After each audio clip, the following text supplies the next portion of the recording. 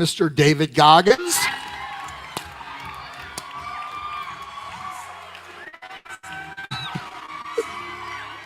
We're an interesting species as a human being. All of us know that we're designed for more, designed for greatness. And let me tell you why.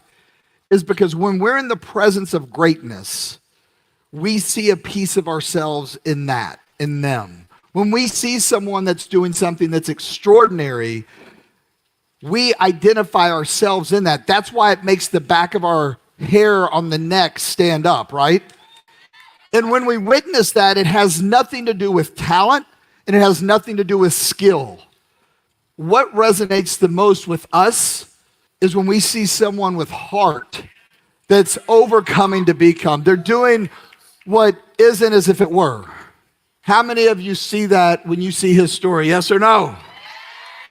But for those that don't know your story, because I saw probably, I'd say 30-40% of the audience, they don't know your story. I don't do justice. I'm not going to attempt to do it. But kind of share with us, David Goggins, who are you? Where did your story begin? Well, I won't get too deep. I'll give you the quick, cliff note highlights. I was born with a very abusive father, beat the hell out of me every day, was an alcoholic. I ended up suffering with toxic stress. The last incident that happened in our family was my dad came home one night from work, real drunk. And when he got drunk, he got real violent. He had me go in the room, take all my clothes off. This was very typical. It's a typical day for our family. And, you didn't have to do anything like major for him to beat your ass. He just get mad and just beat you up. So I was about 8 years old, and my dad had me go in the bedroom. He was very tactical, mind tactics. Had me lay on the bed, 90-degree angle, so my butt was hanging off. Door shut, so my back was facing the door. And I waited there for 45 minutes. He walked up and was beating me all over the place. My mom saw it. She walked in, and it was one of the worst beatings I ever got. She said something to him, set him off. He smacked her in the face, knocked her out, grabbed her by her hair, dragged her down the stairs by her hair. We ended up leaving Buffalo, New York, and we went to a small town in Brazil, Indiana. So at this time, my mom's, she did this for 17 years. I did it for 8.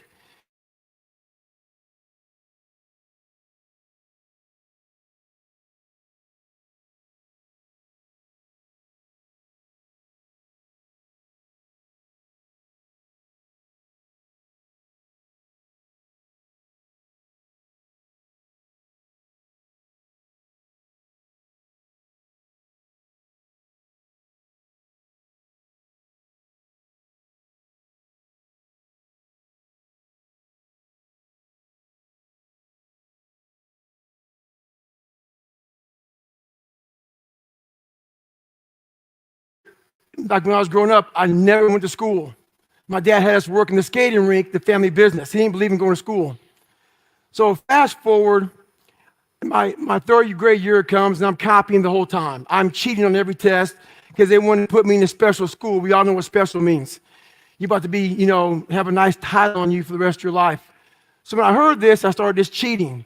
So when I got to my junior year in high school, I had a 3rd grade reading level. My mom never saw a report card. We lived in a $7 a month place. We lived in a government subsidized apartment, food stamps, all that good stuff. And when I was about 14 years old, my mom met a guy. So we moved from Brazil, Indiana to Indianapolis, Indiana. He got murdered. When he got murdered, we moved back to Indianapolis, Indiana, or my fault, Brazil, Indiana. By this time, the kids were grown. And when you're young, they don't know black and white. You're just David Goggins. When you get in high school, they start realizing you look a little different. So I got my car. My first car I ever got was a brown Citation. I pull up to school, leave it there all day, come out of school and spray paint on it. Was nigger, we're going to kill you. So this went on from my sophomore year to my senior year. But my junior year, I was like, I got to get the hell out of Brazil, Indiana. And I was like, I want to go in the Air Force. I had to get out of here. Let me join the military. So I went to the military, and the guy was like, hey, you got to take an ASVAB test. Having a 3rd grade reading level, I didn't know you had to take a test to get in the military. So the ASVAB test, I sit down trying to take it, and I got a 20 the first time. So I went back home and got my best friend Johnny so I can copy off of him. Johnny came in, took the test. He had test A, I had test B. So I couldn't cheat. So long story short, you get 3 chances to take this ASVAB test. On the 3rd chance, I had 6 months to pretty much study for this test. That's when my whole life got revealed to my mom. She was always gone. She didn't know I was flunking out of school. She didn't know I wasn't going to school because I was getting bullied, getting called nigger, all this other stuff. So I walk in to my mom, what's going on. We didn't have much money, so she got me a tutor for 1 hour a week that cost $15. So I had 6 months, 4 hours a month to study. And what the tutor realized was I can't retain anything from all the toxic stress. I don't know if it's a learning disability or what. I just can't retain stuff. My mind was just messed up from my life. So how I learned was I had to get spiral notebooks. And literally, if I had a manual, I had to write down every single word of the manual. So what may take you an hour to learn would take me 6 or 7 days to learn, and just literally write it down. So I didn't really retain it. I just memorized it. So I can go in my mind right now. I remember page 71, look at the question and go, okay, that's what I saw. That's how I remember it, and put it down. So I ended up passing the test. I passed the test, go back, get in the Air Force, and I wanted to be an Air Force pararescueman. It's like a special operations guy. And I didn't know that blacks in water, not so much. I didn't know this though.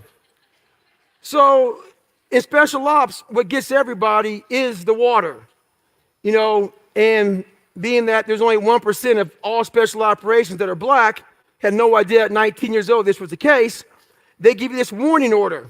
So now I passed this ASVAB test. I'm a senior in high school, and I'm going through this warning order, and it's push-ups, sit-ups, pull-ups, all this stuff. And so I'm doing all this, but the last page has swimming. Okay, easy day. I went to Barnes & Noble, wherever I went. I got a how-to book on swimming. First page was easy, float, right? So my black ass gets in the water, and I'm like, okay, it's cool. I didn't know any of this shit, all right? So I get in the water, and everything was literally, I taught myself everything in my whole life. So I get in the water, and I lay back, I'm looking up, and I lawn dart to the bottom of the pool. I'm on the bottom of the pool, literally walking like this, looking up, thinking, what the hell? So I can't even swim, so I push off, I grab the gunnel, the lifeguard sees me, comes over and says, hey, I've taught thousands of people how to swim. I said, okay, great, man. He goes, okay, look, just relax. You just need to relax. Swimming is all about relaxing. Okay, relax, lets me go. Lawn dart down the pool. I come up, he says, man, you're fucked. I said, why, man? He goes, well, you're negative buoyant. I know what that was. I do now, obviously. Negative buoyancy is, pretty much you sink in the daggone water. You can't float. So most of you white people out here can float. 70% of African Americans have heavier bone density, therefore it's not too fun. It's like throwing a cat in the fucking water. So basically, I take the same mentality that I had to become this intelligent guy you all see today. And I applied that, yeah. Make me feel better. That's it. I'm lying, I'm dumb as shit. So anyway, I took that same mentality and I applied it to, swimming. After several months, I can swim. So now I go into pararescue training. Get to the first day, second day, third day, I'm kicking butt. I'm doing great. Few days into training, they had this thing called water confidence. This special thing was not in the warning order. I didn't know what this was. Basically, what water confidence is they drowned your ass. So they put 16-pound weight belts on you. Now I'm negative buoyant already. I sink to the bottom with just myself. They put 280s on your back, and the whole idea is you're supposed to go down to the deep end with all this crap on. You have your fins on your feet, and there's a side of the pool. You're at the bottom, so it's 10 foot. You're supposed to bound up. You can't swim up, jump up, get up, and they say switch. You take your fins off your feet, put them on your hands, and this is all you can do to get up. So I would literally get like this high, and here's the water, and here are my lips. This is all I was getting for air. So over this period of time, there's like 12 more events. And all these events are water confidence. This is what kicks you out of special operations training. It's not swimming, it's not cold water, it's not yelling. They try to drown you. So basically, this went on for 6 more weeks. I didn't quit. It went from 200 guys to about 25 guys. I'm still in the class. So here I am going through training. I don't go to sleep for 6 weeks because I'm scared to death of the water. This program is 10 weeks long. After 6 weeks, they thought, well, the guys in the program are going to go on through further training because these guys are going to make it. They're good to go. Roger that. So I went to the doctor. We all went to the doctor for a nice, huge, long, extensive medical test. They drew blood on me. 3 days later, they got the results back. The doc calls me in the office and says, hey, David, you have sickle cell. Okay, sickle cell, for you all don't understand or know what it is, it's a blood disease that when you get under stressful situations or whatever, dehydration, your blood will sickle. When it sickles, stroke, heart attack, sudden death, all those great things that can happen to you. So in that period of time, I joined the Air Force, 175 pounds, came out at 297. We'll get to that in a second. So they drew my blood and they kept me out of training for a week. They didn't know if this sickle cell was going to kill me. They have a lot of information about it. So I'm sitting there. So when you go from very uncomfortable to comfortable, like I was now, I wasn't in training, I wasn't drowning, you never want to go back to being uncomfortable again. So I'm sitting there relaxing, chilling out. I'm thinking, well, man, they're going to kick me out of here. I'm not going to quit, though. So this is good. I don't want to get back in the water ever again so I can leave training. So this is my thought process. The doc calls me in a week later. I'm skipping down to the doc's office thinking I'm getting the hell out of here. I'm not going to quit, but they're kicking me out, so that's good for me. I walk in the doctor's office. He says, hey, man, we're putting you back into training. It's not good. It's not good. But I'm like, okay, let me see. I've been in 6 weeks, 7 weeks, 3 weeks left. I can tough it out. I'm walking back to my compound, talking to the head of the school, walking to the CEO of the school. I say, hey, sir, they let me back into training. He goes, that's great. He goes, well, you missed a week of training. There's a very important block of training you missed. You have to start from day one. But when you're insecure like I was and you're afraid of everything like I used to be, you lie really fast because you don't want the person knowing that you're a punk. So I sat there and I said, you know what? The doc didn't know a whole bunch about sickle cell. So I'm not comfortable going back into training. The CEO bit off on it, and I never quit, but he gave me a medical out of pararescue. But you all know I quit, then we'll go back in the water. But I ain't telling you about that for several years. So in that time frame, 4 years, and I became 297 pounds. Very minimal education, as you all know. And I get a job spraying for cockroaches at Ecolab, okay? Yeah, it's a good job. So I don't like cockroaches, though. So I'm making about $1,000 a month spraying for cockroaches, and I'm working from 11 o'clock at night to 7 o'clock in the morning. Did this for about 6 months.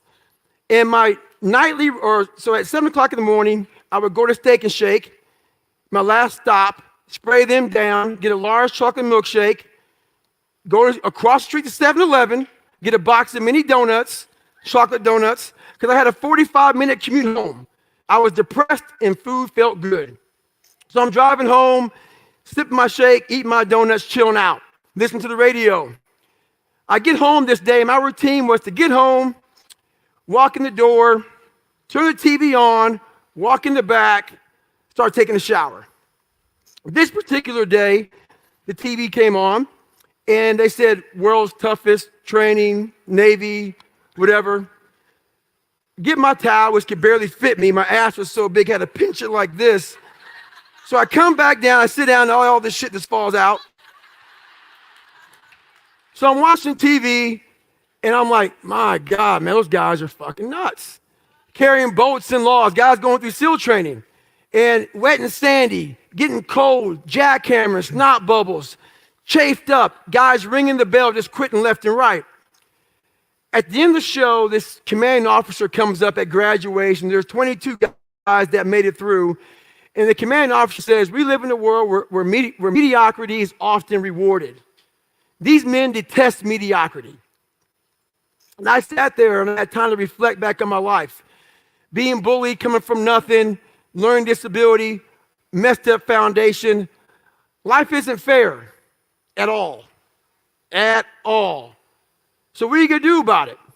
I knew that no one was coming back to help me. No one was going to miracle me to be somebody special. Everybody called me nigger. My dad, my mom, all my situations were on me now. And solely on me. So I had to start developing an indestructible mental toolbox. So I sat there on that couch and I realized, man, I am a piece of shit. And even though the world helped me get here, my false reality helped me even more. And listening to somebody else's dialogue further helped me get here. So I sat there and I had this bright idea in 297 pounds to go be a Navy SEAL. So the bright idea happens, 297, I watched this show. I finished my chocolate milkshake and I said, I'm gonna be a Navy SEAL. So now the next 2 weeks, I'm calling these recruiters up. And then so these guys are used to getting studs that want to be a Navy SEAL, not a 297-pound fat guy. So I'm calling the guys up, hey man, I want to be a Navy SEAL. Okay, blah, blah, blah, blah, blah. We get to the last question. How much do you weigh? 297? Dial tone. Call somebody else. This went on for 2 weeks. So I call a guy named Steven Saljo. Last guy, I was giving up. Steven Saljo was so busy, Navy recruiter, said, come on in. I don't have time to talk to you. So I'm driving in after work, chocolate milkshake in hand. I put my shake down. He looks at me and says, please don't tell me that you are David Goggins.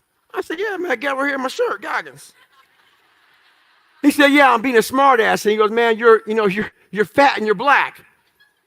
I said, man, you're an observant motherfucker. Sorry, I cussed a little bit because my life was hard. So I don't want to water it down. I'm real. I got about 5 more cuss words before I get cut off, though. So I sit there, he's laughing at me. I'm looking at him with this straight up stoic face, like, look, man, I'm being serious. So he humors me, takes me back to the scale. I step on the scale. So in front of the scale, I had a nice big chart. It was a height weight chart. So to get the Navy, I could be 6'1" and 191 pounds. That was it. I'm 297. He writes it down. He goes, man, you're a big boy. And he starts writing stuff down. He gets these huge manuals out and brings them out. You were in the Air Force before? Yeah, how many years? 4.5. He's doing all these figures, calculating stuff up. How old are you? I'm 24 and a half years old. Okay, blah, blah, blah, doing this. Next thing I know, he goes, hey, the only program we can get you in to be a Navy SEAL is about to end in 3 months. You have to drop 106 pounds in 3 months. Roger that. I got my chocolate milkshake and walked out. So here I go back to work, and I'm spraying for cockroaches at Ecolab, and I'm chilling out. And I'm like, you know what, man? Maybe I can just be the best Ecolab guy in the world. And I'm spraying for cockroaches, and I never really looked for cockroach areas, so I was spraying. So there's these holes in the wall where you're supposed to find a hole in the kitchen, and it's supposed to find a column, and that goes along, and it kind of flushes out the cockroaches. If you find the right column, it's like it's pay dirt. It's called the money spot. So I have my wand in this place I'm talking about. I can't talk about it because it's, I signed a confidentiality agreement, okay? But it's called Old Country Buffet. So I'm spraying for cockroaches, and if that's filmed, I'm killing you. So I'm spraying for cockroaches, and my brownie falls because they had some good-ass brownies. So I pick up my brownie, and as I pick it up, I felt stuff. And I keep my head focused on the brownie. And I'm thinking, there's no way in hell I found that. And as I'm bending over, I had a big ass. And my mom would put socks. She would sew socks in my ass, and that ripped out. And so I'm sitting, it was a bad time in my life. And I stayed in this position for a while, and I put my hands down here, and stuff's just falling on my neck. And I look up at the tile, and it's open, and stuff just is crawling around and flying around. I hit the money spot, people, all right? So I get my canister real slow, and I'm trying to shake my shirt out. I get my canister, I take my mask off, and I leave it there, and I get in my car, I start it up, I sit there for a second, and I drive home, and I quit my job. So, yeah, done. But now, what am I going to do? Your best work has to come when you're least motivated. Where does that come from? It comes from basically, I had to stop thinking normal. I had to stop thinking normal. I can no longer be a common man walking around doing common things. But no one taught me this stuff. It wasn't like I had, I paid a trainer to come train me. Jenny Craig didn't come down and miracle my ass. None of this happened. It was on me. And that's what you have to realize. Everything you do, you may have some support, you may not, but it's on you.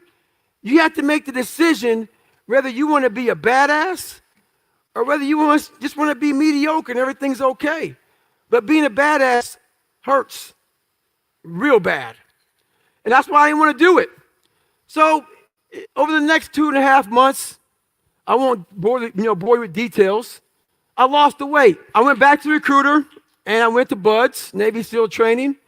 And I was the only person in the history of Navy SEAL training to go through 3 Hell Weeks in 1 year. Hell Week is 130 hours of continuous training, and starts on Sunday, ends on Friday.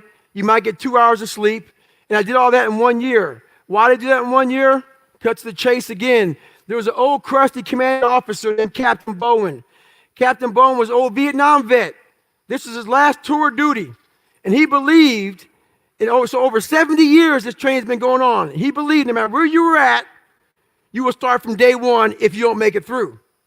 So I get to Wednesday, ruptured hernia. Back to day 1, week 1.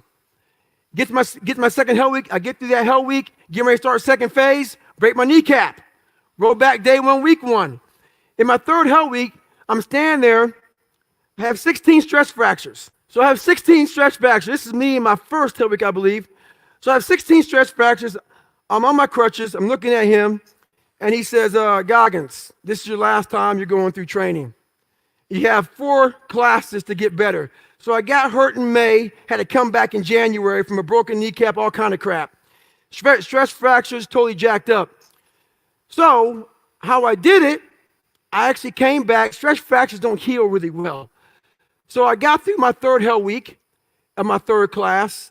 And in that Hell Week, we had a guy die of pulmonary edema.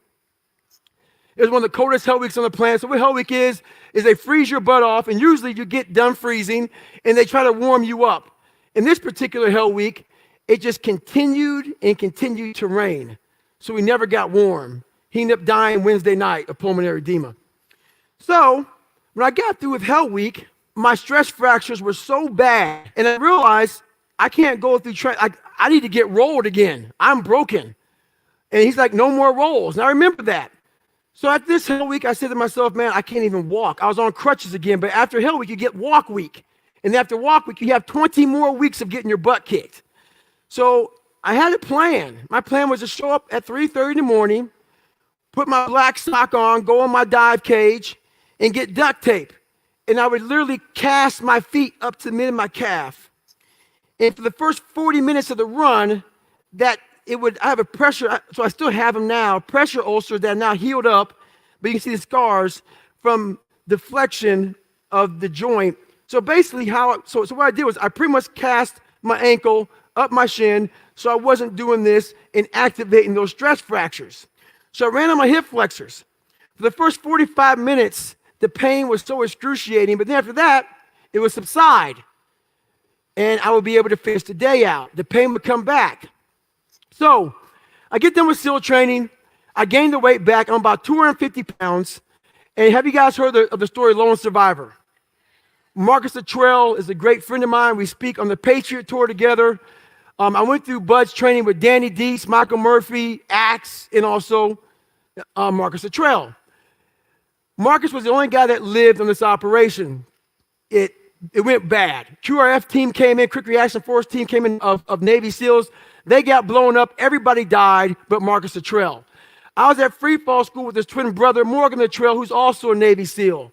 Heard about it, went home, Googled ways to raise money, Googled races, all this other stuff. What came up at 250, hadn't put running shoes on in over a year, was a race called the Badwater 135, where you run 135 miles in one day, pretty much 48 hours, and it's in Death Valley in summertime.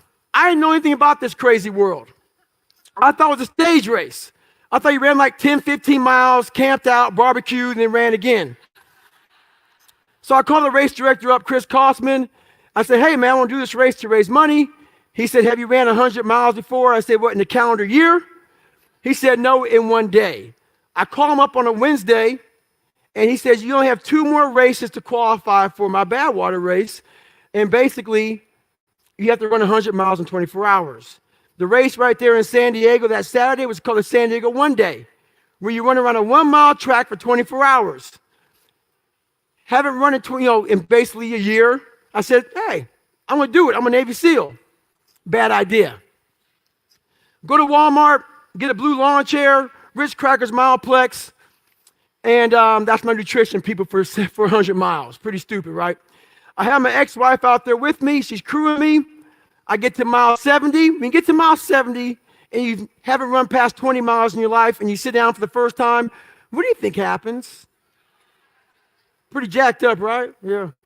Well, I'm looking at 3 of my ex-wife, and I'm sitting there. She's looking at me. I'm looking at her. And I said, I'm kind of making it very abbreviated. In the book, it's a lot more than this, but I'm going to abbreviate it real quick. I asked her if she loved me. She said, yes. Why? I said, I'm going to take a shit on myself right now. Because I couldn't stand up because my blood pressure was all messed up. Start peeing blood down my leg. She's a nurse, so she's freaking out. And there's one thing a black man never wants to hear, ever. She said, you're starting to turn white.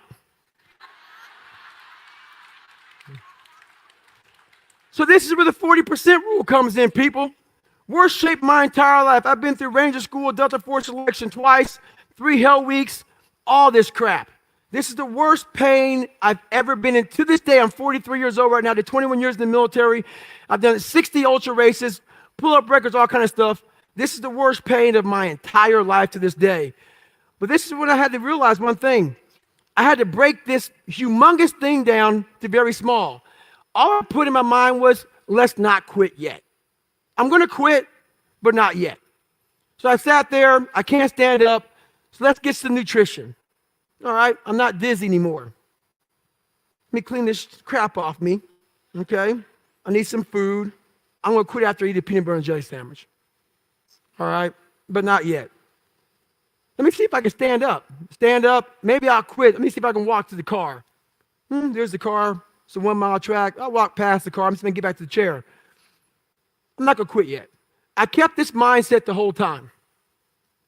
I ended up doing 30 more miles. Did 31 miles, truthfully, after that. I did 101 miles in 19 hours. If you're driving the car may say 130 miles an hour. The factory puts a governor on it, so you only go 91. So you're sitting there when to race somebody. They have no governor. They're fine. Boom. You can't, because every time you get to 91, the car starts doing this. We put a governor on our brain. And the second we get to that governor, our bodies start doing this. Oh, this sucks. This is uncomfortable. No. Let's go this way. Let's stop.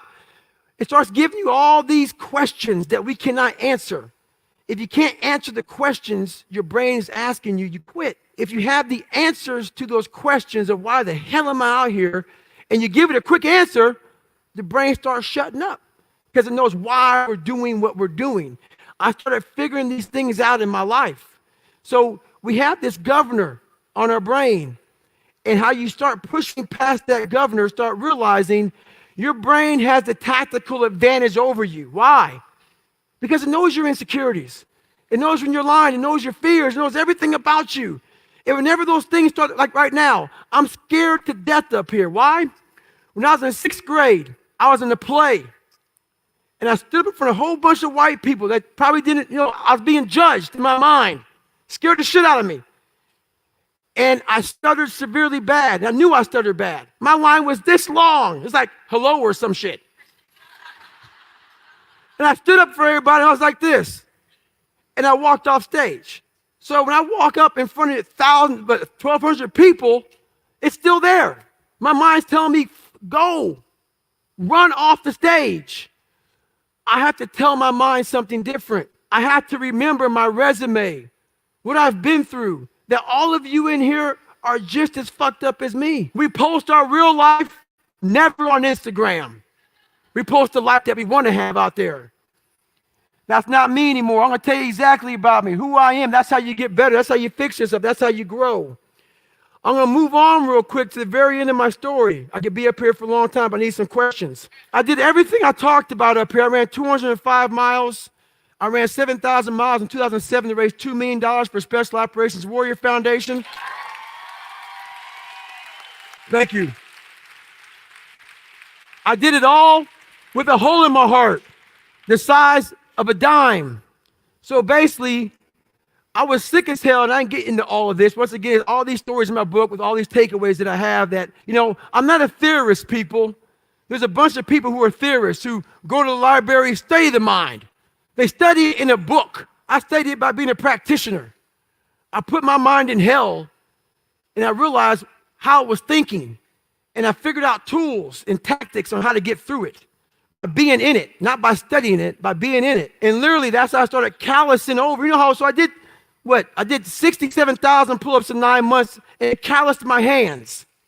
It calloused my hands real good to protect my hands against the bar. I started learning how to callous my mind, to callous over my victim's mentality. And that's what I did.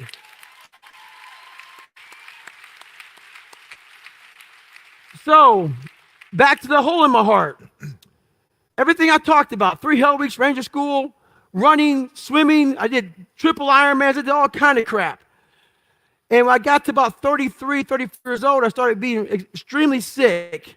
When you have an ASD, and so ASD is atrial septal defect, a lot of us are born with a hole in our heart. When we get to a certain age, it closes. Mine was very large. So basically, the good blood would get with the bad blood. So the oxygenated blood would be deoxygenated, and so the bad blood was going through my body, long story short. And that's how I was doing everything. And so they sent me to Johns Hopkins. Everybody studied my body. They studied everything. And one guy said, you know what? We can't find anything on how you did all this. How are you able to do all this? A head guy came in from MIT. And he said, you know how he did it?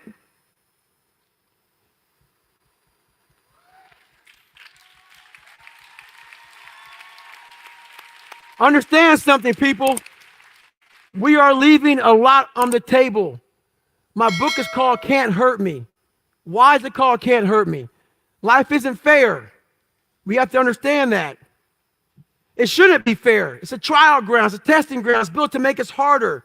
It's built to make us as strong as we can, to test us, to drive us.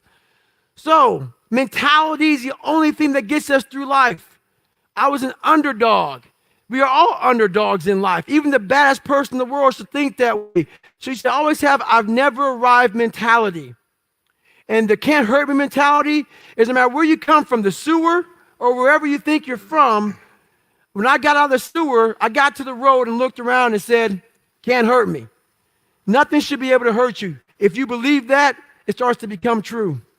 I pass it off to you. I mean, I'm kind of speechless again. It's stuff like, what are you asking? One of the things that I'm curious about is along the way, what inspired you to keep pushing yourself? Like, you talked a little bit about the shifting point, right? But what was it? What was the trigger? What was the defining moment that made you say, or what was the point that kept you saying that you wanted to go forward?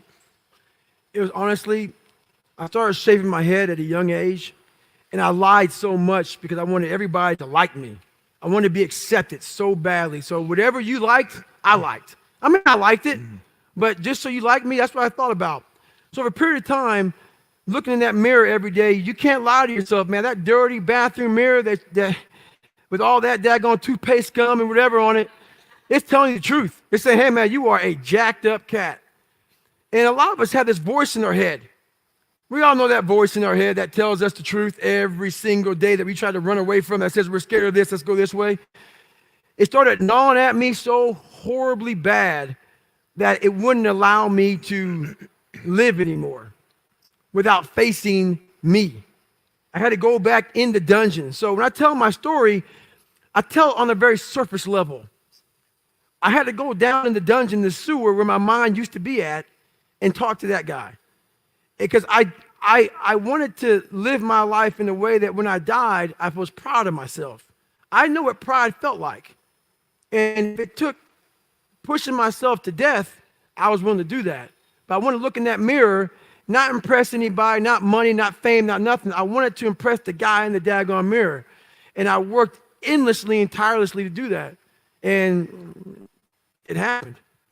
So would you say, because a lot of times we talk about inspiration, I say a lot of times motivation's temporary, inspiration lasts forever. Right. And then there's a lot of words thrown around. You've been on the speaker circuit. A lot of people get up and they talk a lot of cliche words or sayings or one-liners. It's a bunch of shit.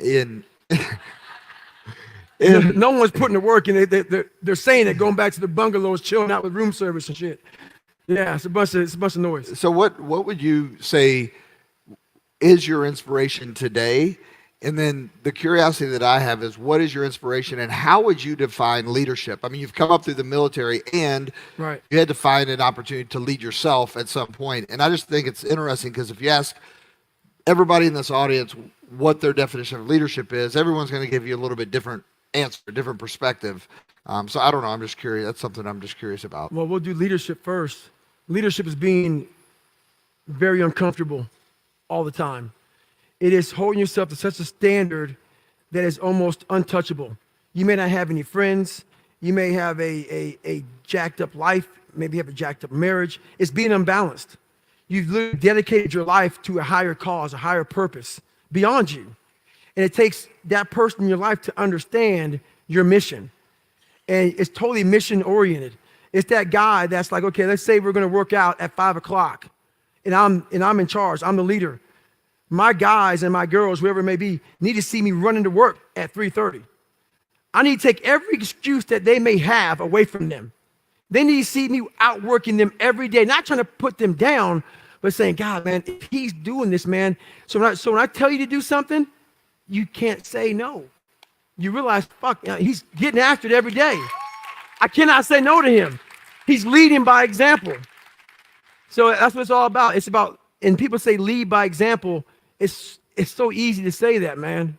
It's so easy to say that, but to do that every day, to wake up every day miserable and say, God, I don't want to do this anymore, that's when you know you're a leader. When you're at that point and you're saying to yourself, every night is Groundhog's Day. Every single day, you know, I'm going back in the lab again, man. I'm going back in the lab every single day. You know it's not going to end. That's when you know you're being a leader, when your life truly is it sucks. It's just truth, man. Perspective. Being a leader is horrible. It is. I did it for a lot of years, man. You have to set that bar even higher. Because a lot of times there's a difference in somebody that's achieving versus leading. Right. And one of the things that we define on it is accepting the responsibility and realizing that once you accept that responsibility, it has weight. Everyone wants the recognition of a leader, to be called a leader, but not everybody wants to accept the responsibility of what that means, so to speak. And so that's kind of how we I guess, would phrase it in leadership coaching dynamics. People love scoring the touchdowns, man, but no one wants to be a lineman. Right. They get praised for scoring the touchdowns. That lineman is doing all the work. Right. Yep. Yeah. So what inspires you? What inspires you right now today to keep moving forward, to keep going? Like what, because obviously you started setting crazy goals even after you accomplished something that was crazy. Still doing it. Right. So what is it that inspires you? Is you have to believe that you are here on this earth. So what changed my whole mindset, really? I was thinking, like, why the hell did God put me here? What am I doing here? If you have that mentality, you could be nothing. You have to believe that you are here for a reason. That there's some reason. Me getting beat up, me getting tortured, me being bullied, me being born with no foundation, me having to figure all this shit out on my own, figuring out this indestructible mental toolbox, had to be for a reason. And my reason, I believe now, I know for a fact, was to unlock the code to human potential. And for me to share that with people.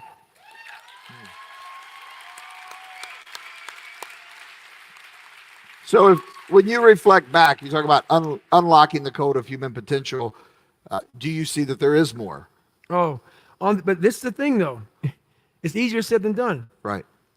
On the other end of suffering is a life that many people don't know even exists. It's a beautiful world because like the 40% rule, we all live in this world where our brains are keeping us in this box. Outside that box, on the other edge of suffering, which is on the other edge of that 40%, is a world that's endless of opportunity. But we are afraid to go outside that box because in that box it's comfortable. That's where all of our nice stuff, that's where the nice 4-lane highway's at. I know where the restrooms are at. I know where the gas stations are at.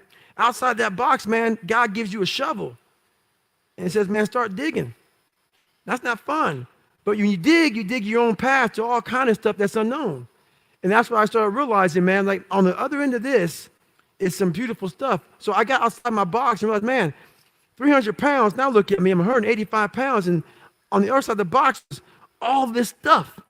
And I didn't know it was over there until I climbed the wall and saw it. So what wall are you climbing now? Man, right now, I've climbed a lot of walls. There's no more walls anymore. The reason why is because I know how to climb. I was trying to figure out how to climb before. I got all the right gear, man. I got the ropes. I got the shoes. I got the chalk. I got the harnesses. I'm good. I'm not scared to climb anymore. I go to the rock, hammer it in. I got my belay, and I'm good to go. So you got to figure out how to climb first, and that's all. We all have a different way of climbing. That's why there's a lot of books out there on mental toughness. It's all crap. Why? Because it's a cookie cutter way. Life isn't cookie cutter. Like 3.14 is pi. It's how you figure out equations. We're all different equations. We all have a story. We all have to strengthen our mind to figure out our own equation. Once you figure out your own equation in life, you can then start picking away at how to be better. But you first have to figure out your equation in life. Once you figure that out, man, you can do anything. I believe inherently everyone knows that they have more inside them. Everybody wants more. Right. And we want to do more, we want to achieve more, but in order to do that, we have to become more, right? Right. And then we have something to contribute. You can't give what you don't have. And I think that identifying is half the battle. What is holding you back? What are those, what did you call it, false sense of realities that you're putting down? But what would you suggest or recommend for anyone in here that they're on that tipping point of breaking through? They're on that tipping point because right now we have this incredible environment where the energy's high, people's mindset's right.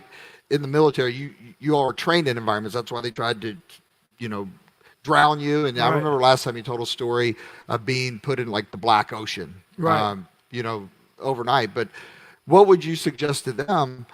Their path to their more, their path to their better. That's kind of like our entire mantra as a company. Why we do what we do is to pursue better so we can inspire other people to do the same. But if we're not pursuing it, then we're not doing it. What would you recommend for them when they go back into those environments of what to expect? And, what's maybe a tool that you would recommend for them to try on to see if it fits? Well, the biggest thing, I like what you're saying because my big saying is motivation is crap. Right now, a lot of you right now can be motivated as hell, go out of here and be like, yeah, I'm motivated. Like you said, you're right. Without being driven or obsessed, this motivation fades.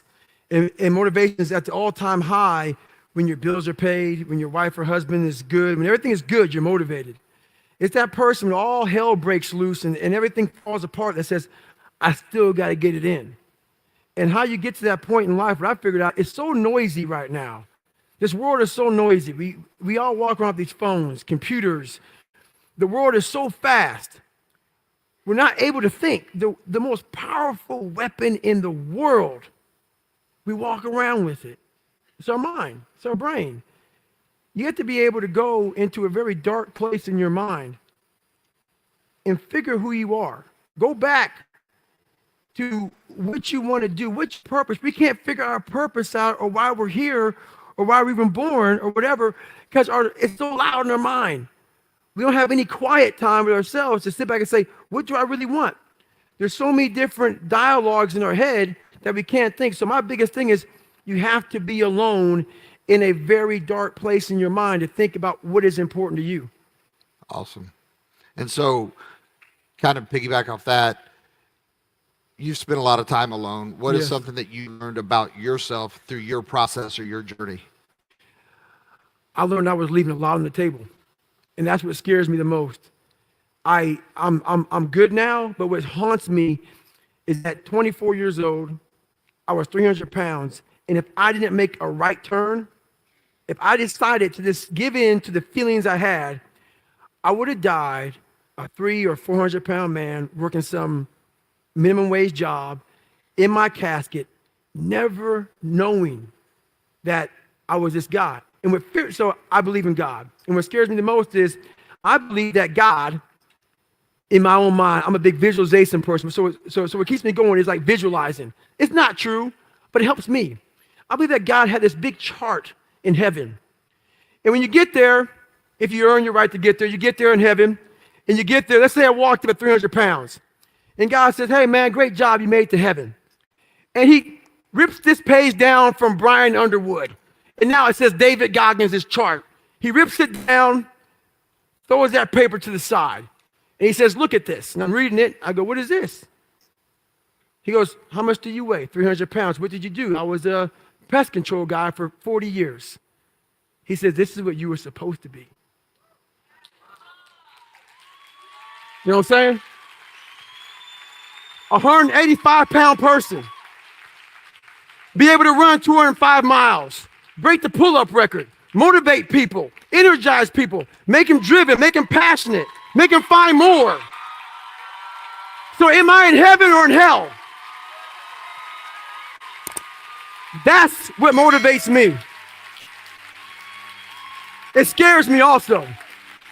Because I believe that we are all leaving a lot on the table. And now when I go to heaven, what I want God to look at me and say is, as you were living, I'm the all-knowing man. I had to get a damn marker out and write more as you were living. You see what I'm saying? I want to impress him. That's what I'm here for. I want to do the impossible.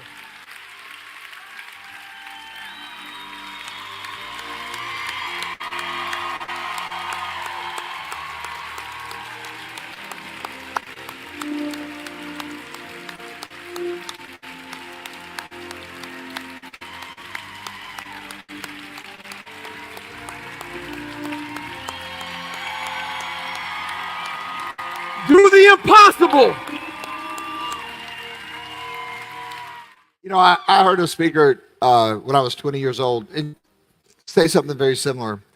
And I heard him speak, and like it hit me, like that hit me, right? And it hit everybody in here. But that thought goes through everyone's mind at some point in time in their life. If it doesn't, I don't believe that they're alive, right?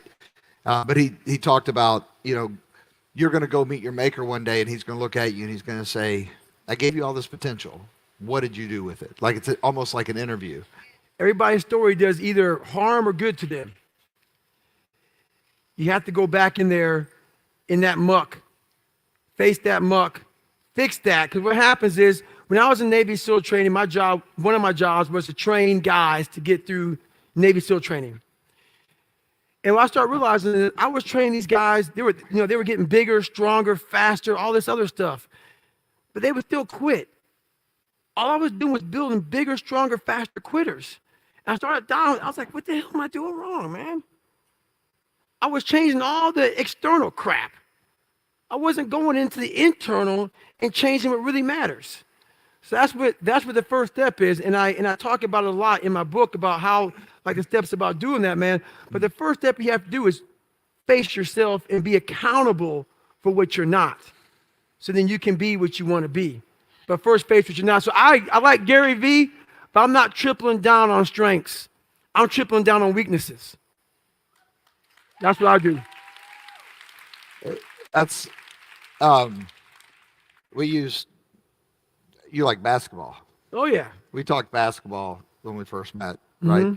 Yeah, because you wanted to go watch Trey. Yep, Trey Young. Yeah. Yep. You like Michael Jordan, right? Yep, I met him when I was 12 years old. Yeah.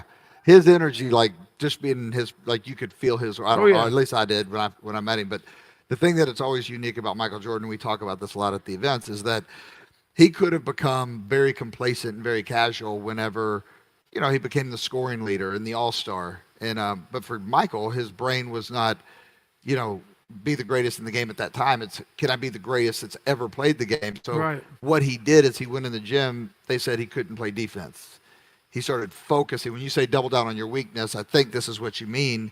He started focusing in on defense. Right. And then 2 years later, he's a defensive player of the year. Then they said, well, you can't shoot. Then the next year he shoots like 40% from three-point line. Is that what you mean by? Exactly. It's about, so I hate the water. Hated the water. And that was about being in that box. If I didn't get over my fear of being, of being in the water, I'd never be a SEAL. I'm gonna be up here right now. Right. I have no story to share.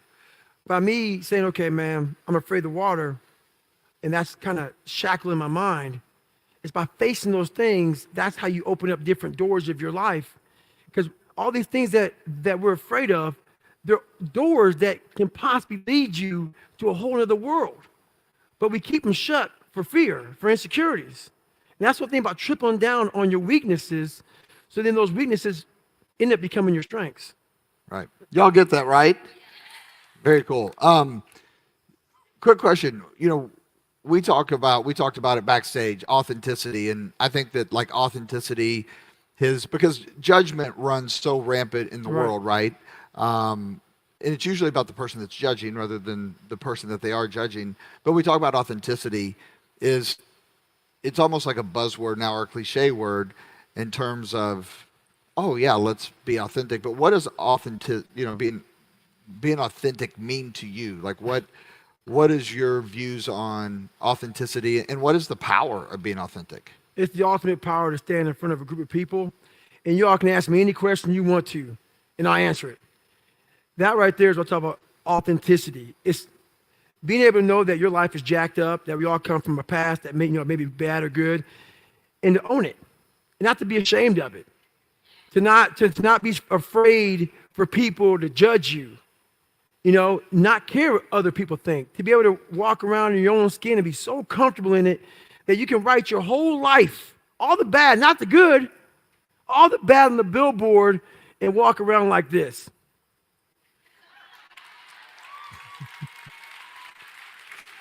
This is me, man. This is me. That's authenticity to me. And when you get to that point, when you can walk around with those middle fingers up, not really like being mean to people, but saying, judge me, man. This is it. This is who I am, but I'm fixing it. I'm not just letting it, it's not defining who I am, but that's a part of my life. And it's just owning who you are and not being ashamed of it. Strong. And,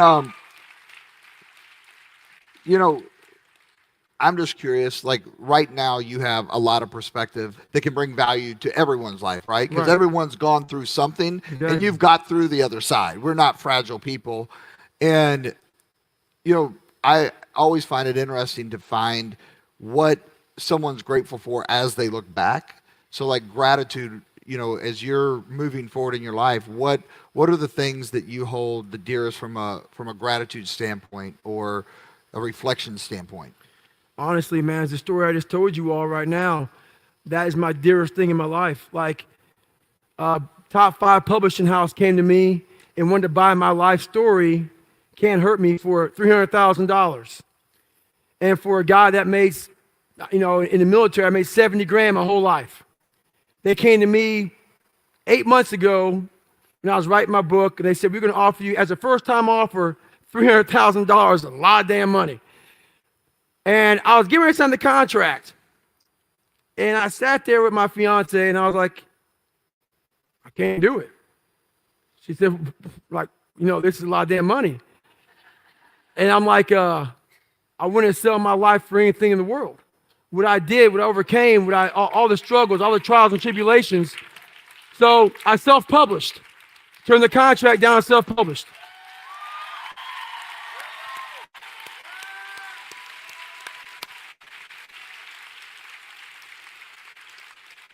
That's pretty cool. One thing that you said at the last event that resonated with me is had to do with a book. We talk about being a legend or leaving a legacy. When it's all said and done, it's you were mentioning the perspective of, look, you're writing your story right now, Right. and you're the author of your story, but you had a little bit of definition of one of the things that you want to do is make sure that when you finish your story, if you gave it to someone, That's right. Will it change their life forever? That's right. So my whole thing was, I'm kind of far out in my thinking. I'm a real deep thinker because I use my mind to get over so many obstacles. And as I was writing my book, I started writing it a long time ago. And my whole thing is, let's say you're in the hospital bed and you're getting ready to die, and somebody walks in the room, and you don't know them, they don't know you, and you have one copy of your book, and it's sitting right there at the table. And you're taking your last breath, and you're talking to this person, and you say to them, I want you to read this book. As you're dying, think about this. That book that you just wrote, that woman, man, whatever, reading that book, would it change their life forever? And if it's not changing their life forever, you have to rewrite your book. You have to start rewriting it right now. You've obviously, I mean, coming through the military, you either had friends, mentors, acquaintances, coaches, figures in your life that have helped you forge this toolbox or this mindset, or people that you respect, leadership that you've respected.